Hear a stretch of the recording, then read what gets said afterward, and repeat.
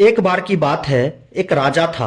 उस राजा का राज्य बहुत छोटा था और उस राजा के पास ज्यादा सिपाही भी नहीं थे। तो उसे हर समय ये डर रहता था कि कब किधर से उसके राज्य पर हमला कर दे। तो एक बार वह राजा जंगल के रास्ते अपने महल की ओर जा रहा था। तभी उस जंगल में एक बड़े पेड़ के नीचे एक बुजुर्ग दिखते हैं जो बहुत ही ज्ञानी थे और सारे गांव वाले उन्हीं से हर चीज के राय मशवरे लेते थे।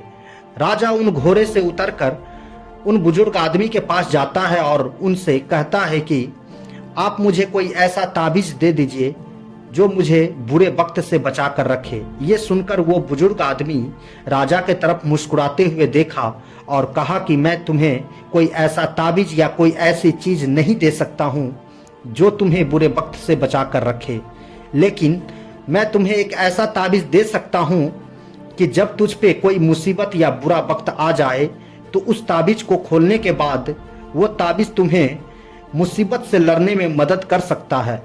लेकिन याद रखना, इस ताबीज को तभी खोलना जब तुम पर चारों तरफ से मुसीबत आ चुका हो और तुम्हारा समय बहुत खराब चल रहा हो और तुम्हारे लिए सारे दरवाजे बंद हो चुका हो। तब तुम उस ताबीज को खोलना, तुम्हें उस ताबीज से लड़ने की हिम्मत मिल जाएगी। राजा उस ताबीज को लेकर वहां से चल गया। कुछ समय बीतने के बाद राजा के राज्य पर कुछ लोगों ने हमला कर दिया। राजा को पता था कि एक दिन उसके साथ ये जरूर होगा।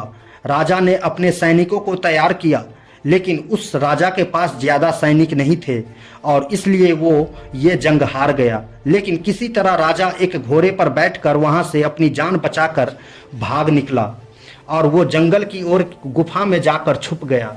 लेकिन उसका पीछा करते करते कुछ सैनिकों ने भी उसके पीछे आ गया। अब वो राजा गुफा के अंदर छुपा हुआ था और उसे सैनिक की कदमों की आवाज आ रही थी।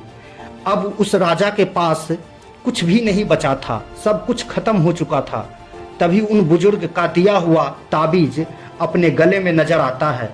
उसने बड़ी उम्मीद के साथ उन ताबीज को खोलकर देखा।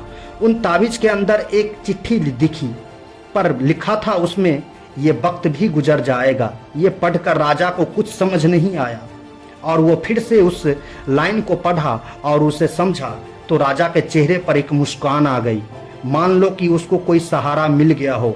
और फिर उस राजा ने एक गहरी सांस ली और उसने उन सैनिकों का मुकाबला डट कर किया और वह वहां से बचकर निकला और दूसरे राज्य में जाकर अपनी फिर से सल्तनत हासिल कर ली। दोस्तों, कहने के लिए तो एक बहुत छोटी लाइन है, ये वक्त भी गुजर जाएगा, लेकिन उसके अंदर एक बहुत ही डीप मीनिंग छुपा हुआ है।